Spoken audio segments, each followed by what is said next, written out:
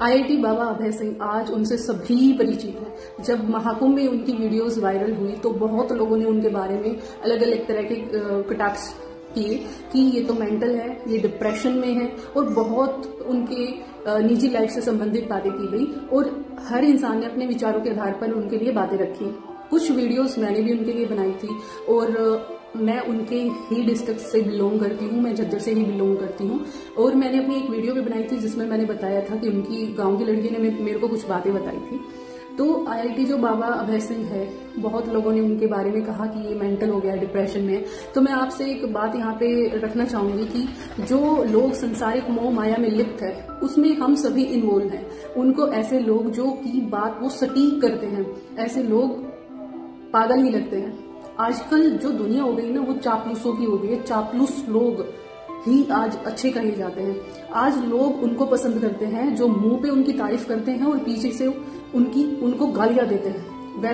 अगर हम बात करें आईआईटी बाबा अभय सिंह की, तो उन्होंने अपने जीवन को बहुत ज्यादा साधारण बना लिया है। जब स्टार्टिंग में मैंने उनकी वीडियो को देखा था तो उनको देख के, उनकी बातों को सुन के, उनके चेहरे की ओर देख के, उनकी आंखों की तरफ देख के मुझे यही लगा था कि वो जरूर डिप्रेशन में है। और मेंटली पागल तो मैं उनको बिल्कुल भी नहीं कहूंगी और वो पागल बिल्कुल है भी नहीं, क्योंकि वो एक स्ट्रॉन्ग इंसान है। उन्होंने जीवन की सच्चाई, सत्य को जाना है और बहुत सारी बुक उन्होंने पढ़ ली। जो आज तक बड़े बड़े जो वैज्ञानिक हुए हैं या जो भी ग्रेट लीडर्स हुए हैं, शायद उन्होंने भी इतनी बुक्स को नहीं पढ़ा होगा जितना उन्होंने ज्ञान अर्जित कर लिया है। तो ऐसे इंसान को पागल कहना अपने आप में पागल होना है। तो डिप्रेशन में कोई भी इंसान तभी जाता है जब उसे वो इंसान नहीं समझते हैं जो उसके अपने होते हैं। और सीधी सी बात है, हर कोई इंसान जो होता है वो संसारिक ही पैदा होता है। ये तो होता नहीं है कि भगवान ने ऊपर से गिराया और किसी भी एक कपल ने उठा लिया और उसके बच्चे हो गए। संसारिक पैदा होते हैं और संसारिक चीजें ही उस इंसान में होती हैं। और संसारिक से मुंह मोड़ना या त्यागना संसारिक जीवन को इतना आसान नहीं होता है। हर कोई इंसान तभी इस संसारिक जीवन को त्यागता है जब उसे अपनों से वो अपनापन, वो अपना प्यार नहीं मिल पाता है।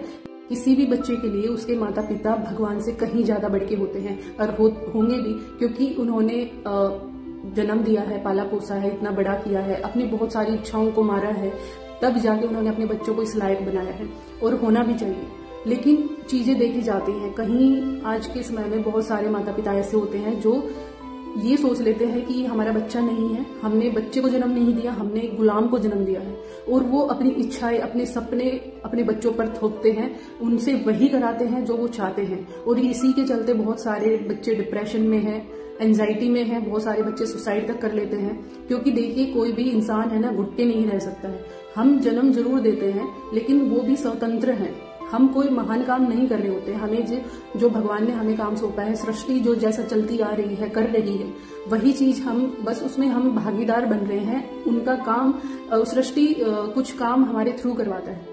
लेकिन ये बिल्कुल भी नहीं है कि आप दिखावे के चक्कर में, होड़ के चक्कर में, कि फलां के बच्चे ने साइंस ले ली तो तू साइंस ले आर्ट नहीं लेगा वरना हमारी नाक कट जाएगी, या वो डॉक्टर बना है तो तू भी डॉक्टर बनेगा।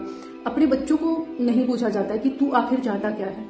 तो यही चीजें होती हैं जो आज के समय के सबसे बड़े दुश्मन जो है ना, वो है होड़ और दिखावा। इसी के चलते सारे रिश्ते सब कुछ खराब हो रहे हैं। ना तो ये देखा जा रहा है कि सामने हमारे कौन खड़े हैं और सामने क्या है। सिर्फ इसके चलते लोगों को पैसा चाहिए, लोगों को बस ये दिखाना है कि मैं उससे सुप्रीम, मैं उससे सुप्रीम।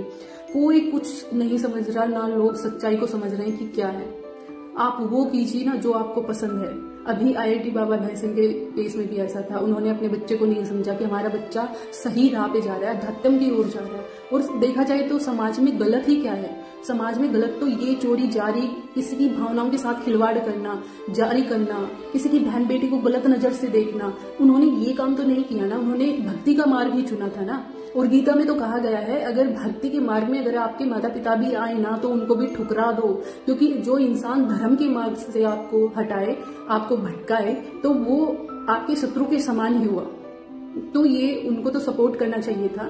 हालांकि ये भी समझा सकते थे, उनकी जो गर्लफ्रेंड है उनको समझा भी सकती थी कि ठीक है तू अध्यात्म की तरफ जा, है ना। अगर वो उनको सपोर्ट करती तो वो शादी भी कर सकते थे। भगवान शिव ने भी तो ऐसा ही किया था, वैराग्य जीवन के साथ साथ